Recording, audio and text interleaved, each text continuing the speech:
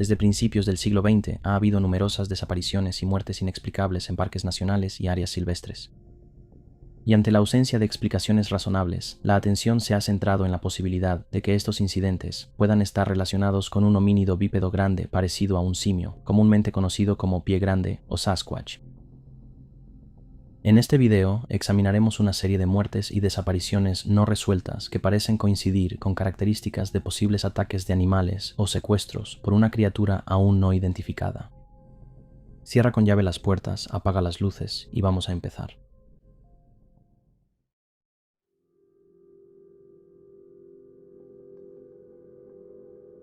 Paul Fugate. Paul Fugate era un naturalista que respondía a preguntas de los visitantes, organizaba exposiciones y elaboraba guías de senderos en el Monumento Nacional Chiricahua, en el suroeste de Arizona. Era una figura controvertida y antiautoritaria y fue transferido a Arizona en 1970 debido a problemas con sus supervisores en su trabajo anterior en el Servicio de Parques Nacionales. Paul Fugate también era conocido por tener un matrimonio abierto y había tenido varias relaciones extramatrimoniales. Sin embargo, ninguno de estos problemas parecía tener relación con su desaparición, sin dejar rastro el 13 de enero de 1980. En el momento de su desaparición, él era el único miembro permanente del personal de servicio en el monumento. Alrededor de las 2 de la tarde salió del centro de visitantes y fue a revisar los senderos que llevaban a Faraway Ridge, un terreno de 400 acres adquirido recientemente dentro del monumento. Dejó instrucciones a un empleado temporal, el único otro miembro del personal presente, para que comenzara a cerrar las operaciones si no regresaba antes de las 4:30 de la tarde. No tenía la intención de ausentarse por mucho tiempo y dejó su radio y llaves en la estación de guardabosques. Ese fin de semana, otra empleada temporal se estaba quedando con Paul, y cuando él no regresó esa noche, ella se preocupó y alertó a Ted Scott, el superintendente del monumento, y ambos salieron a buscar a Paul. Al día siguiente, después de no encontrar ningún rastro de él, se envió un equipo de búsqueda y rescate. Se revisó cada centímetro en un radio de media milla alrededor del centro de visitantes, pero no se encontraron pistas relacionadas con Paul. La búsqueda continuó por poco más de 2 semanas sin resultados. La única pista sólida vino de un conocido de Paul, un tipo llamado Dick Horton y su esposa Joy. Informaron haberlo visto la tarde de su desaparición, desplomado e inconsciente entre 2 hombres en una camioneta mientras llevaba puesto su uniforme. Bajo hipnosis, Horton proporcionó más detalles sobre la camioneta y los hombres, pero estas afirmaciones finalmente fueron descartadas porque no cuadraban. Debido a su complicada vida personal, algunos teorizaron que Paul había fingido su propia desaparición. Más tarde se reveló que una de sus novias estaba embarazada. Sin embargo, una búsqueda en su casa indicó que había dejado todas las cosas que habría necesitado para comenzar una nueva vida, incluyendo su camioneta, su cartera y $300 en efectivo. También surgieron especulaciones sobre la posible implicación de su esposa Dodie, quien aún estaba casada con Paul, pero vivía separada de él. Algunos consideraron extraño que ella no visitara el monumento hasta 4 días después de la desaparición de Paul. Su residencia nunca fue registrada y no se le pidió que proporcionara una coartada. Otras teorías sugerían que Paul pudo haber sido asesinado después de presenciar una transacción de drogas ilegal, ya que se sabía que el monumento era un refugio para traficantes de drogas. Sin embargo, no había pruebas que respaldaran esta teoría. El caso se enfrió hasta 1983, cuando se informó que Paul había sido visto con vida en Bend, Oregón. Ese mismo año, la oficina del sheriff del condado de Cochise anunció que Paul había sido asesinado y que los arrestos de más de una persona eran inminentes. Sin embargo, nunca se acusó a nadie y no se logró nada con la supuesta pista. A lo largo de los años se han ofrecido varias recompensas por información sobre la desaparición de Paul, pero ninguna ha sido reclamada. Con tan pocas pistas que investigar, muchas personas empezaron a considerar explicaciones alternativas para la desaparición de Paul. Su caso parece coincidir con otras desapariciones misteriosas, caracterizadas por una completa falta de evidencia, sin sangre, sin ropa desgarrada y sin rastros de olor para los perros de búsqueda. Esta ausencia de pistas apuntaba a una posibilidad extraordinaria, un encuentro con pie grande. Después de todo, el Monumento Nacional es conocido por sus densos y escarpados bosques de roca y sistemas de cuevas, entornos que podrían ocultar potencialmente críptidos no identificados. Y con muchos avistamientos de pie grande en la zona hasta que se demuestre lo contrario, la teoría de pie grande sigue siendo una posibilidad viable para muchos.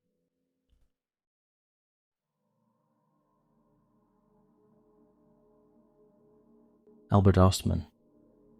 La gran mayoría de los encuentros reportados con esas criaturas elusivas, grandes, peludas y parecidas a los humanos que se han visto en todo Estados Unidos involucran solo observación pasiva. Los testigos que afirman haber visto a estas criaturas normalmente las observan desde lejos, lo que resulta en imágenes borrosas, y los reportes de contacto físico directo con un pie grande son raros. Pero un caso notable se remonta a 1924, cuando Albert Ostman alegó que fue secuestrado por una familia de Sasquatches y retenido durante casi una semana. En ese momento, Ostman, un leñador nacido en Suecia, se había aventurado en Toba Inlet, en la costa de Columbia Británica, frente a la isla de Vancouver, buscando oro. Lo que le sucedió durante esa aventura no se reveló hasta años después del evento. En una entrevista, Ostman recordó que un anciano indígena que había contratado como guía durante su viaje le advirtió sobre algo intrigante acerca de la región. El guía le contó sobre personas grandes que vivían en las montañas, que tenían pelo por todo el cuerpo, medían alrededor de 2,5 metros de altura, pero no eran animales. Al principio, Ostman desestimó la historia del guía y continuó con su viaje en solitario hasta que experimentó 3 mañanas consecutivas en las que descubrió que su campamento había sido alterado. Creyendo que se trataba de un animal problemático, Ostman ideó un plan para atrapar al intruso. En la cuarta noche se metió en su saco de dormir completamente vestido y guardó varias de sus provisiones enlatadas dentro para evitar que se las robaran. Sin embargo, este plan falló cuando se quedó dormido, solo para despertar y descubrir que lo habían levantado y llevado en su saco de dormir.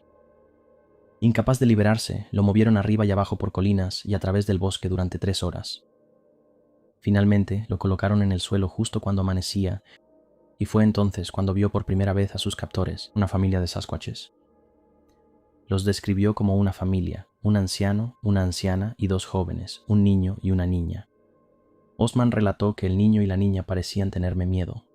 La anciana no parecía estar contenta con lo que el anciano había traído a casa, pero el anciano agitaba los brazos y les decía a todos lo que tenía en mente. Entonces todos me dejaron solo. Ostman compartió su supuesto encuentro con el Sasquatch en la película de 1927, Bigfoot, Man or Beast, lanzada por American National Enterprises. Él describió cómo la matriarca de su familia de Sasquatch recolectaba alimento para sus comidas, recolectando puñados de pasto, ramitas y otras plantas y nueces variadas. En un momento, Ostman pensó en llevarse a la chica Sasquatch, que era más amigable que los demás, de regreso a la civilización, diciendo, «Estoy seguro de que si puedo quitar al viejo del camino, podría haber traído fácilmente a esta chica conmigo, pero ¿de qué habría servido eso? Tendría que mantenerla en una jaula para exhibición pública». Ostman dependía de sus propios suministros para alimentarse y notó que los Sasquatches no intentaron hacerle daño. Describió cómo se comunicaban a través de gestos. Después de ser retenido durante 6 días por la familia, Ostman logró escapar cuando el macho mayor se enfermó gravemente tras ingerir el contenido de su tabaquera. Rápidamente recogió sus pertenencias y escapó, disparando un tiro al aire para asustar a la mujer mayor, quien intentó perseguirlo. Luego deambuló y acampó en el bosque hasta que logró encontrar el camino de regreso a un sitio de tala. Ostman no compartió esta historia hasta 1957, cuando comenzaron a aparecer reportes de avistamientos de Sasquatch en los periódicos de todo el noroeste del Pacífico. La policía lo interrogó, y él incluso firmó una declaración solemne afirmando la veracidad de su relato bajo juramento, de acuerdo con la Ley de Pruebas de Canadá. Hasta su muerte en 1975, Ostman contó su historia continuamente, sin desviarse nunca de lo que creía que había sucedido, y los expertos le dieron crédito a Ostman por proporcionar la información más detallada jamás aportada sobre estas criaturas misteriosas. Pero fue todo un sueño vívido, un engaño, o Ostman realmente estaba diciendo la verdad. ¿Tú qué piensas?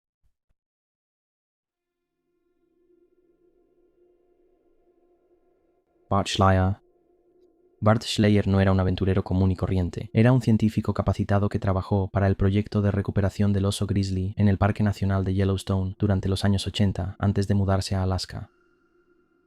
En Alaska, se ganaba la vida trabajando medio tiempo con un taxidermista en Wasilla, guiando cacerías de caza mayor y pasando meses al otro lado del mar de Bering en Rusia, donde ayudó a salvar tigres siberianos en peligro de extinción. Era uno de los principales expertos del mundo en capturar, colocar radiocollares y rastrear grandes felinos. Altamente capacitado en su campo, Schleyer era muy consciente de los peligros involucrados en su trabajo. Así que cuando desapareció el 4 de septiembre, después de volar hacia la remota zona de Reed Lakes en el territorio de Yukon, Canadá, surgieron serias preocupaciones. Bart tenía mucho conocimiento sobre supervivencia y estaba bien preparado para su aventura en el norte. Había empacado su equipo en 3 cajas plásticas resistentes, una para la comida, en su mayoría enlatada, otra para la ropa y una tercera para el equipo de campamento. Tenía suficientes provisiones para durar un par de semanas, una buena tienda de campaña, un saco de dormir cálido, equipo suficiente y un bote inflable que planeaba usar para explorar el lago más grande de Reed Lakes. Pero poco después de instalar su campamento, algo salió terriblemente mal. Después de que amigos y familiares perdieron contacto con Bart, la Real Policía Montada de Canadá fue notificada y se enviaron investigadores para buscarlo. Encontraron su campamento y hallaron evidencia de que había comido. El resto de su comida seguía en los recipientes, pero su bote ya no estaba. Más tarde encontraron el bote más adelante en el lago, a unos 800 metros de distancia. Sin embargo, no había señales de Bart y consideraron la posibilidad de que pudiera haber caminado hasta la carretera. Dada su condición física, era plausible, pero sus amigos y familiares estaban seguros de que si lo hubiera hecho, habría llamado a alguien para avisarles. Uno de los amigos de Bart no estaba satisfecho con la búsqueda limitada realizada por la RCMP y pidió ayuda a un amigo piloto para investigar la situación por su cuenta. En su campamento descubrieron que la tienda de Bart había sido derribada y su equipo seguía ahí. Alrededor del área encontraron una mochila, un spray para osos, una radio VHF que usaba para comunicarse con las aeronaves y un cuchillo. Al día siguiente regresaron y centraron su búsqueda en el área donde se encontró la lancha. Fue entonces cuando localizaron el arco y las flechas de Bart en un carcaj de piel de venado, apoyados contra un árbol junto a una bolsa impermeable sobre la que evidentemente había estado sentado. Mientras los hombres ampliaban su búsqueda alrededor del arco y del lugar donde había estado sentado, encontraron una máscara facial camuflada con sangre. En ese momento decidieron que era hora de llamar de nuevo a la policía montada canadiense. Los investigadores hicieron un descubrimiento sombrío. Junto con prendas de ropa y una cámara, encontraron parte de un cráneo y varios huesos. Los dientes en el cráneo permitieron a las autoridades identificar los restos de Bart. Desafortunadamente, se encontró muy poco del resto de su cuerpo. Este descubrimiento de inmediato alimentó la especulación de que Bart había sido matado y devorado por un oso. Se recolectaron muestras de excremento de oso y lobo en la zona, y aunque se encontraron algunos fragmentos de hueso en algunas de las muestras, extrañamente no había restos de tela de la ropa de Bart. Si lo hubiera devorado un oso grizzly, se habrían encontrado cantidades significativas de tela en el excremento. Otros objetos que no aparecieron en la búsqueda generaron aún más dudas sobre la teoría del ataque de oso. Los restos humanos fueron encontrados en una arboleda aparte de abetos. Los osos normalmente entierran a sus presas en lo que los biólogos llaman un escondite. Sin embargo, los huesos de Bart no estaban escondidos y no había señales de esto en el área. Además, no había indicios de una pelea y su sombrero estaba completamente intacto. Habría habido un gran desorden si Bart hubiera sido atacado por un oso, pero no había nada.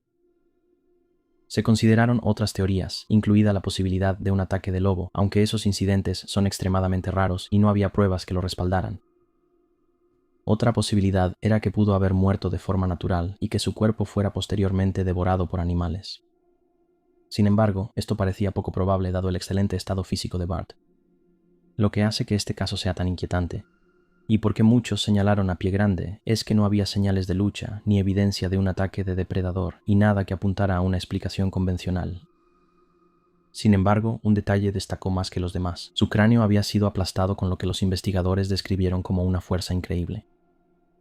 Lo más llamativo de esto es el contraste. Bart era un hombre que capturaba depredadores que atacaban a personas para ganarse la vida. Él no era del tipo que entra en pánico o se deja sorprender, y sus amigos y colegas atestiguaban que nadie creía que Bart pudiera haberse sorprendido por algo en la naturaleza. A menos claro que se hubiera enfrentado a algo tan aterrador que no tuviera oportunidad de reaccionar o protegerse. Vale la pena recordar que el Yukón no es cualquier zona salvaje, es una de las regiones más remotas y menos exploradas de América del Norte y durante mucho tiempo se ha asociado con avistamientos de Sasquatch, reportados por comunidades indígenas durante generaciones. La historia de Bart, como todos los casos que presentamos, no encaja perfectamente en una narrativa establecida. No fue un ataque de oso, exposición a la intemperie, ni simplemente haberse perdido. Lo que haya sucedido ocurrió rápidamente y con una fuerza que no se compara con la de ningún animal conocido en la zona. La completa ausencia de cualquier señal de lucha en el delicado suelo cubierto de musgo y la falta de marcas de dientes en su cráneo han llevado a algunos teóricos, así como a amigos cercanos de Bart, a especular que pudo haber sido llevado por algo que no es de este mundo o por un depredador tope no documentado, como Pie Grande.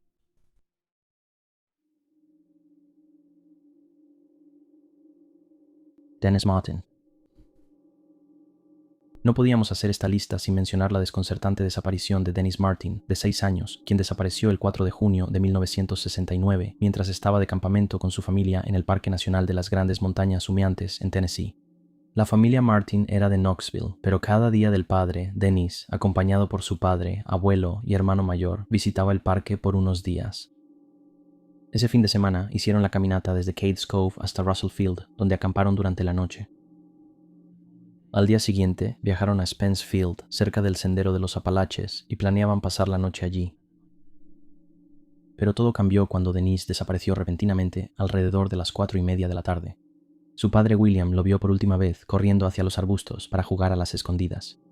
Denise estaba con su hermano y algunos otros niños de una familia cercana que también estaban acampando, y planeaban salir de repente y sorprender a los adultos. Sin embargo, Denise nunca volvió a aparecer. Después de solo 5 minutos, los otros niños regresaron al campamento. Preocupado por la seguridad de su hijo, William comenzó a buscarlo, corriendo por el sendero casi 2 millas antes de detenerse. No creía que su hijo de 6 años pudiera haber ido mucho más lejos por su cuenta. Poco después, se notificó a los guardabosques del Servicio de Parques Nacionales y se inició una búsqueda. Los esfuerzos involucraron a la Guardia Nacional y a las Fuerzas Especiales del Ejército de los Estados Unidos, pero no se recuperó ningún rastro de Denise después de su desaparición. No ayudó que la investigación se viera obstaculizada por el clima. Un aguacero comenzó poco después de que Denise desapareciera, lo que provocó que los arroyos se desbordaran y los senderos se erosionaran, y probablemente hizo que cualquier posible pista desapareciera. Hasta 100 personas participaron en la búsqueda. Y aunque se descubrieron huellas, se descartaron porque pertenecían a un Boy Scout, quien también participaba en la búsqueda. Sin embargo, algunas personas creen que las huellas podrían haber pertenecido a Denise. Las huellas llevaban a un arroyo y luego desaparecían. Cabe destacar que un pie estaba descalzo, mientras que el otro tenía puesto un tenis o un zapato Oxford. Este último era el tipo de zapato que Denise llevaba puesto cuando desapareció. Los esfuerzos de búsqueda se detuvieron después del 29 de junio y se cerraron oficialmente el 14 de septiembre. La búsqueda del niño desaparecido de 6 años fue una de las más grandes en la historia del Parque Nacional de las Montañas Humeantes. Tras la desaparición, William ofreció una recompensa de $5,000 por información que llevara al paradero de su hijo. En 1985, casi 2 décadas después de que Denise desapareciera, un recolector de ginseng se presentó y le dijo a las autoridades que creía haber visto los restos óseos de un niño en Big Hollow, una zona dentro del parque. Dijo que en realidad había visto los huesos años antes, pero que tenía miedo de presentarse por si lo procesaban, ya que es ilegal recolectar ginseng en los parques nacionales. Aunque los investigadores examinaron el área que el hombre les señaló, no pudieron localizar ningún resto humano. Los funcionarios del parque creen que lo más probable es que Denise se alejara demasiado del campamento y sucumbiera a la intemperie o a la fauna peligrosa que se sabe habita en la zona. Sin embargo, muchos otros señalan una explicación diferente. Alrededor del momento en que Denise desapareció, una familia de turistas a varios kilómetros de distancia reportó haber escuchado un grito espeluznante y haber visto a un hombre peludo y de aspecto rudo corriendo por el bosque, con algo rojo colgado sobre su hombro antes de subirse a un vehículo blanco y salir a toda velocidad. Denise llevaba puesta una camisa roja cuando desapareció. Aunque el FBI determinó que no había suficiente evidencia para vincular ambos eventos, señalando la gran distancia entre donde se vio al hombre y donde desapareció Denise. La mención de un hombre de aspecto peludo alimentó una extensa especulación en Internet de que una criatura críptida o un humano salvaje se llevó al niño, arrancándolo del sendero y adentrándose en lo profundo del bosque con el niño en brazos, sin dejar evidencia del secuestro, porque hasta el día de hoy el destino de Denise sigue siendo desconocido. Y dado la completa falta de evidencia que respalde cualquier otra teoría, ¿es posible que Pie Grande haya sido el responsable todo este tiempo? ¿Tú qué piensas?